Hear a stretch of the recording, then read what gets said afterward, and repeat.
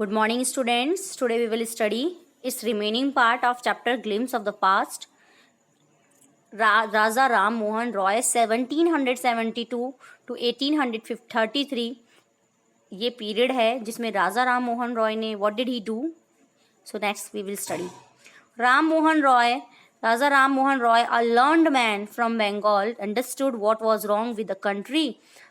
राजा राम मोहन रॉय जो एक बहुत ही विद्वान व्यक्ति थे, जिन्होंने जो बंगाल से बिलोंग करते थे, वो समझ गए थे कि हमारी कंट्री में क्या क्या गलत हो रहा है. Because he realised this. Let us not despise ourselves. Our ancient culture is great and we are capable of greater achievement. We must first reform our country, society. Superstitions have been ruining us. अब वो क्या कह रहे हैं राजा राम मोहन राय? ये कह रहे हैं कि हमें अपने आप को तुच्छ यानी छोटा नहीं समझना चाहिए. डेस्पाइस मीन्स होता है छोटा समझना. हमें अपने आप को छोटा नहीं समझना चाहिए. हमारा जो एंशियंट कल्चर है, जो हमारा ओल्ड कल्चर है, वो ग्रेट है, वो महान है और हम कैपेबल हैं ग्रेट अचीवमेंट्स करने के लिए. हम बड़ी बड़ी अचीवमेंट्स कर सकते हैं. We must first reform. सबसे पहले हमें हमारी सोसाइटी, हमारे जो सुपरस्टिशंस हैं, सोसाइटी को रिफॉर्म करना चाहिए, चेंज लाना चाहिए उसमें. सुपरस्टिशंस यानी जो अंधविश्वास हैं वो हमें बर्बाद कर रहे हैं. रूइनिंग अस मीन्स बर्बाद कर रहे हैं. ये राजा राम मोहन राय ने कहा. He told his wife Uma. इन्होंने अपनी वाइफ उमा से कहा, cows are of different colours but the colour of their milk is the same. Different teachers have different opinions but the essence of every religion is the same. Cows अलग अलग colours की होती हैं लेकिन उनका दूध का कलर एक ही होता है. इसी तरह डिफरेंट टीचर्स के अलग अलग ओपिनियन होते हैं. हर टीचर की अपनी अपनी राय होती है लेकिन जो एक ही धर्म का सार एक ही होता है. लेकिन जो पढ़ाते हैं, जो सार होता है वो एक ही होता है. He was attracted by science and modern knowledge. Knowledge should be practical and scientific. यानी वो जो राजा राम मोहन रॉय थे, he was a great reformer.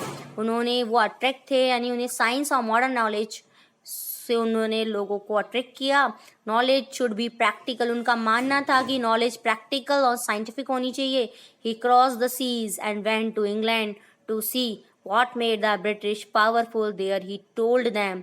उन्होंने सी पार किया और वो इंग्लैंड गए ये देखने के लिए क्या ऐसी चीज है जिसने ब्रिटिशर्स को बहुत ही पावरफुल बना रखा है. इंग्लैंड में के ही होते हैं Britishers. There he told them. वहां पे उन्होंने बताया. क्या बताया वहां इंग्लैंड में जाके? We accept you as rulers and you must accept us as subjects but you must remember the responsibility a ruler owes to his subject. हम आपको एज अ रूलर एक्सेप्ट करते हैं लेकिन आपको भी हमें एक्सेप्ट करना चाहिए as a subject. Subject means प्रजा. एक प्रजा के लिए, एक जनता के रूप में आपको भी हमें एक्सेप्ट करना चाहिए. आपको ये याद रखना होगा कि एक रूलर की क्या क्या रेस्पॉन्सिबिलिटी होती है अपनी प्रजा के लिए. ओस टू हिज सब्जेक्ट मनी अपनी प्रजा के लिए. उन्होंने ये इंग्लैंड में जाके कहा. He started newspaper but the suspicious British stopped them in 1823. उन्होंने न्यूज़पेपर स्टार्ट किया लेकिन सस्पिशियस मानी बहुत ही सस्पेक्ट हो गए, बहुत ही डाउटफुली ब्रिटिश ने इसे स्टॉप कर दिया 1823 में. ऑपरेशन 1765 से 1835 तक का ऑपरेशन होता है दमन, किसी को दबाना. But the British continued to oppress Indians. In 1818, they had passed Regulation 3rd. Under it, an Indian could be jailed without trial in a court. Britishers ने कंटिन्यू इंडियंस को दबाते रहे यानी दबाना चालू रहा उनका. इन 1818 में ब्रिटिशर्स ने एक रेगुलेशन, एक एक्ट पास किया 3rd, जिसके अंडर में कोई भी किसी भी इंडियन को जेल हो सकती है बिना किसी जुर्म के in a court.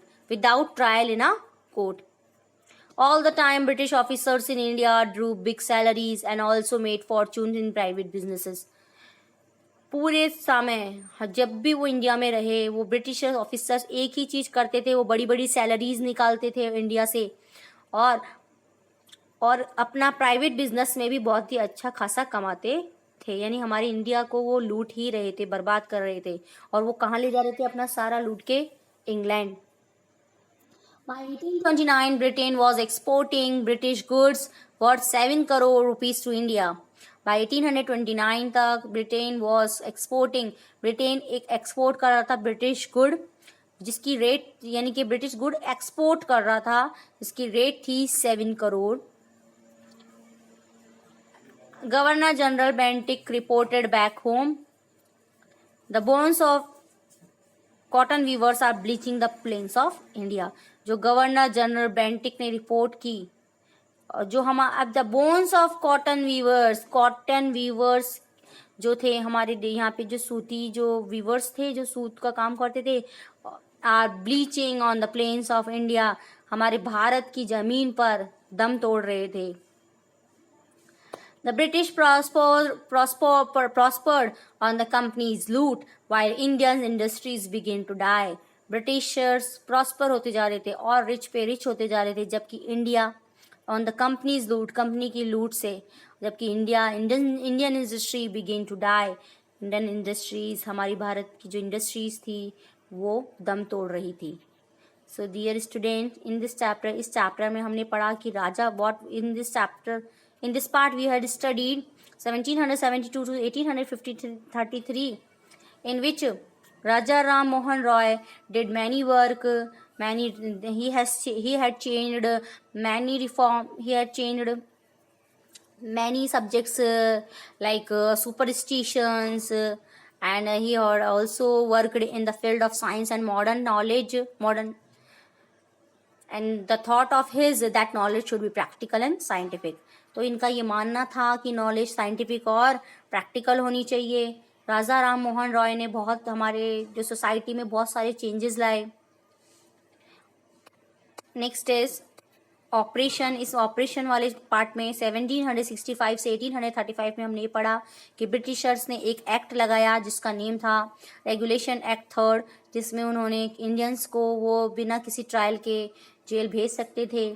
All the time Britishers क्या करते थे, केवल बड़ी बड़ी सैलरीज लेते थे हमारे इंडिया से ही, और अपने बिजनेस में और ज़्यादा से ज़्यादा कमा रहे थे. ब्रिटेन में जो गुड्स था वो एक्सपोर्ट किया जा रहा था. 1829 में से एक्सपोर्ट किया जा रहा था. Next is bones of cotton weavers. हमारे जो कॉटन वीवर्स थे, जो आर्टिशियंस थे, वो हमारे भारत की ज़मीन पर ही दम तोड़ रहे थे, क्योंकि सारा जो हमारी इंडस्ट्रीज थी दे बिगेन टू क्रिपल, वो दम तोड़ रही थी. Now dear student, we will study its remaining part in our next video. Thank you. Have a nice day.